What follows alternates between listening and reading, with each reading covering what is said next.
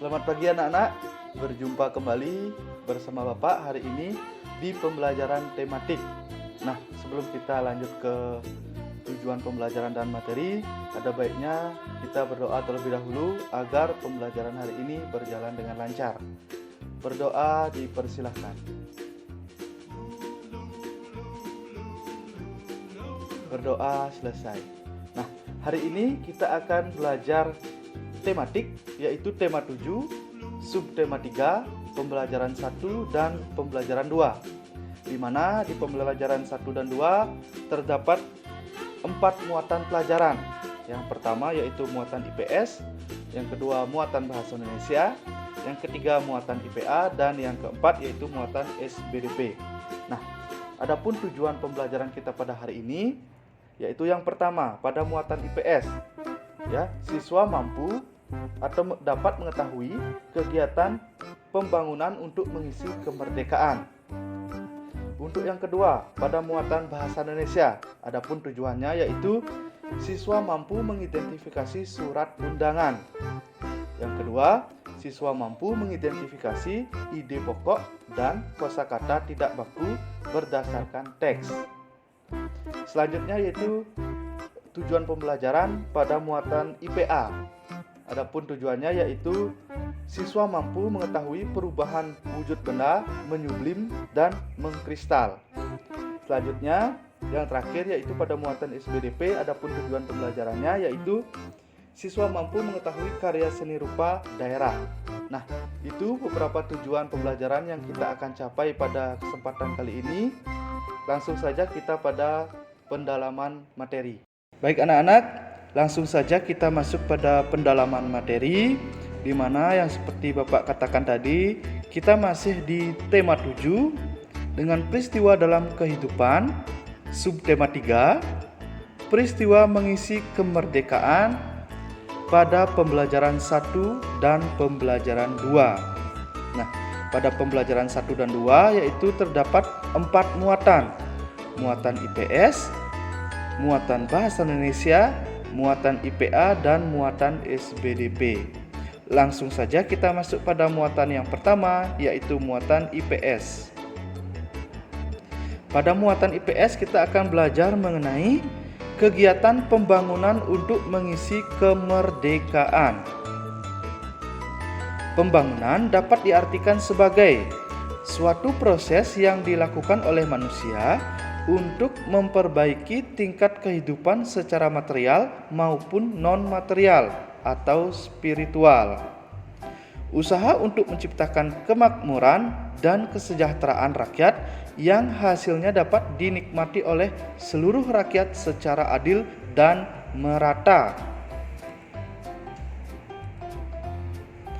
Pembangunan yang dilakukan pemerintah contohnya adalah pembangunan fasilitas umum seperti berikut. Yang pertama yaitu mengenai pembangunan bendungan yang bertujuan untuk memenuhi kebutuhan air masyarakat, pembangkit listrik, pencegah banjir, dan tempat wisata. Jadi ini adalah pembangunan fasilitas umum yang dilakukan oleh pemerintah. Yang kedua yaitu pembangunan jembatan yang bertujuan sebagai sarana transportasi yang menghubungkan masyarakat dan mendorong pemerataan. Nah, itulah tadi beberapa kegiatan pembangunan untuk mengisi kemerdekaan. Baik anak-anak, selanjutnya kita akan masuk pada muatan yang kedua, yaitu muatan bahasa Indonesia. Pada muatan bahasa Indonesia kita akan belajar mengenai mengidentifikasi surat undangan. Surat undangan merupakan surat yang berisi pemberitahuan dan permintaan kesediaan seseorang untuk menghadiri suatu acara atau kegiatan. Mari kita perhatikan beberapa contoh dari surat undangan. Surat undangan dibagi menjadi 2 jenis, yaitu surat undangan resmi dan tidak resmi. Undangan resmi yaitu undangan yang digunakan oleh lembaga atau instansi resmi Undangan resmi umumnya ditulis dengan bahasa resmi dan baku. Misalnya, undangan dari Kementerian Negara atau pemerintah daerah. Bisa kita perhatikan contoh undangan resmi yang dimana terdapat yang pertama yaitu kepala surat yang paling atas. Selanjutnya berisi nama dan alamat tujuan seperti pada gambar berikut. Selanjutnya ada pembuka surat atau salam. Setelah itu ada isi surat. Selanjutnya ada penutup surat. Selanjutnya ada tempat dan tanggal surat. Yang terakhir adalah tanda tangan pengirim surat. Nah, ini adalah contoh dari undangan resmi. Selanjutnya yaitu surat atau undangan tidak resmi. Undangan tidak resmi yaitu undangan yang mengatasnamakan pribadi yang ditujukan kepada orang lain untuk menginformasikan kegiatan pribadi orang tersebut. Misalnya undangan ulang tahun. Nah, perhatikan salah satu contoh undangan ulang tahun, ya, yang dimana paling atas yang pertama yaitu untuk teman-temanku, ya.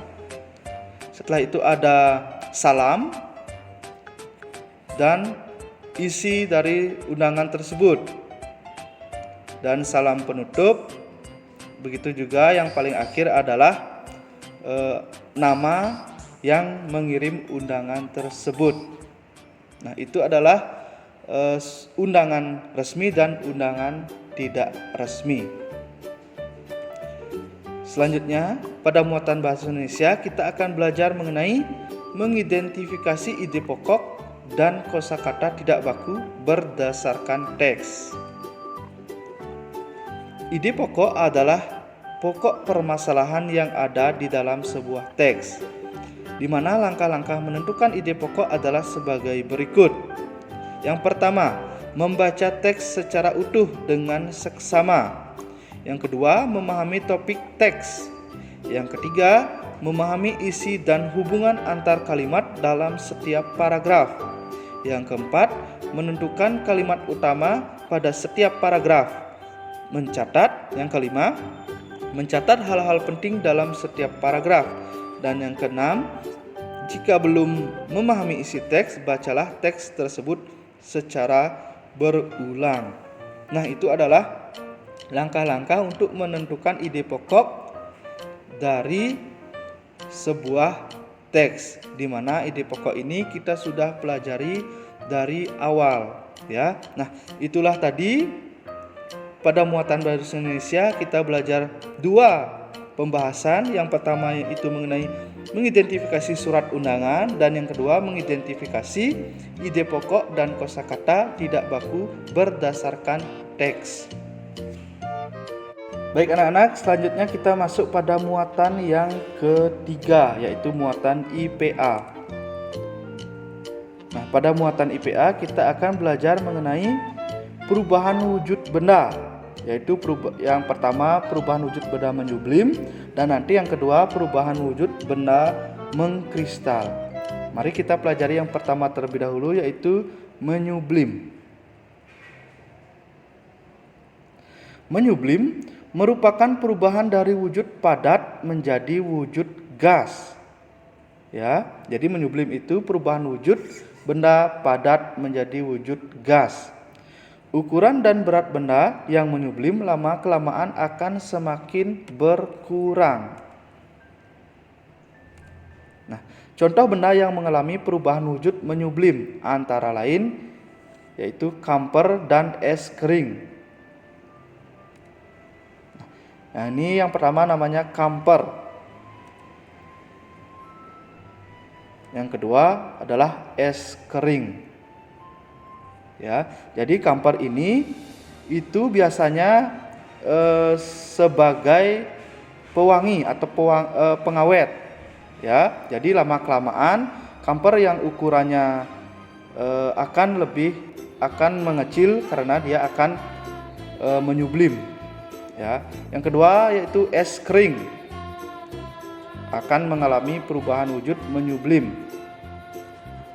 Itu adalah dua contoh dari perubahan wujud benda menyublim. Selanjutnya yaitu perubahan wujud benda mengkristal, di mana pada umumnya proses mengkristal terjadi akibat dipengaruhi oleh suhu yang sangat dingin. Contoh peristiwa mengkristal yang dapat dijumpai dalam kehidupan sehari-hari adalah pembentukan kristal es dari uap air yang sangat dingin. Ya. Nah, ini salah satu contoh yaitu salju. Ya. Dia akan mengkristal menjadi es, ya. Jadi dari uap air yang sangat dingin, ya, bisa berubah bentuk menjadi kristal es. Nah, itu adalah salah satu contoh perubahan wujud benda mengkristal. Baik anak-anak, selanjutnya kita masuk pada muatan yang terakhir yaitu muatan SBDP. Pada muatan SBDP kita akan belajar mengenai karya seni rupa daerah. Nah, jenis-jenis karya seni rupa yang ada di setiap daerah adalah sebagai berikut. Yang pertama yaitu seni lukis daerah. Umumnya menggambar objek-objek berupa pemandangan alam, manusia, hewan, tumbuhan dengan nilai-nilai budaya yang ada di daerah setempat.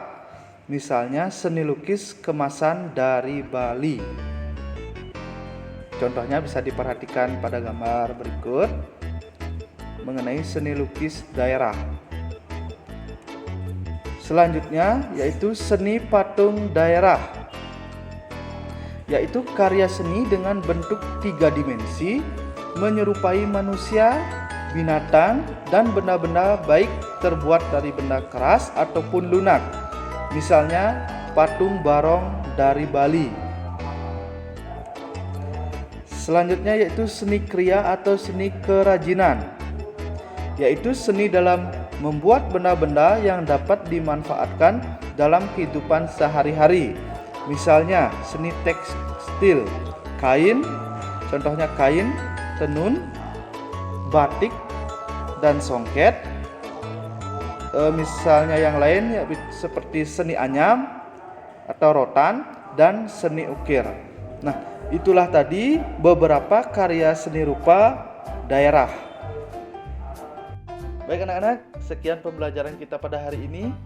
Bagaimana perasaan kalian? Tentunya menyenangkan ya. Nah, sebelum kita mengakhiri pembelajaran kita hari ini, ada baiknya kita simpulkan terlebih dahulu apa yang sudah kita pelajari di tema 7, subtema 3, pembelajaran 1 dan pembelajaran 2. Untuk yang pertama, kesimpulan yang pertama yaitu pada muatan IPS mengenai kegiatan pembangunan untuk mengisi kemerdekaan. Tadi sudah kita pelajari mengenai pembangunan itu adalah suatu proses yang dilakukan oleh manusia untuk memperbaiki tingkat kehidupan secara material maupun non material. Nah, adapun pembangunan-pembangunan yang dibuat yaitu seperti contohnya pembangunan fasilitas umum seperti bendungan, jembatan, dan lain sebagainya. Nah, selanjutnya pada muatan bahasa Indonesia. Yang pertama yaitu mengenai mengidentifikasi surat undangan yang juga sudah kita pelajari tadi, di mana surat undangan terdapat 2 jenis, surat undangan resmi dan surat undangan tidak resmi. Adapun contoh surat undangan resmi seperti undangan rapat dari instansi dan lain sebagainya. Begitu juga dengan surat tidak resmi seperti undangan keluarga, ulang tahun, dan lain sebagainya. Yang kedua yaitu mengenai mengidentifikasi ide pokok dan kosakata tidak baku berdasarkan teks yang sudah kita pelajari tadi, di mana langkah-langkahnya yaitu yang pertama membaca teks secara keseluruhan, yang kedua memahami topik tes, memahami isi dan hubungan antar kalimat, yang keempat menentukan kalimat utama, yang kelima mencatat hal-hal penting, dan yang terakhir yaitu membaca kembali apa yang sudah dibuat secara langkah-langkah tersebut. Nah, selanjutnya yaitu pada muatan IPA, di mana kita tadi belajar mengenai perubahan wujud benda menyublim dan mengkristal. di mana menyublim itu merupakan perubahan dari wujud padat menjadi wujud gas. Contoh-contohnya sudah kita pelajari tadi. Yang selanjutnya mengenai perubahan wujud benda mengkristal, yang mana mengkristal terjadi akibat dipengaruhi suhu yang sangat dingin. Nah, itu untuk kesimpulan muatan IPA. Nah, yang terakhir mengenai atau muatan SPDP mengenai karya seni rupa daerah, yang dimana beberapa karya seni rupa daerah seperti seni lukisan daerah, ada seni patung daerah, dan seni kriya atau seni kerajinan. Nah, itu kesimpulan yang dapat kita tarik dari pembelajaran kita hari ini. Semoga pembelajaran hari ini bermanfaat bagi kita semua. Dan Bapak tutup pembelajaran hari ini dengan doa. Doa dipersilahkan. Doa selesai. Sampai jumpa.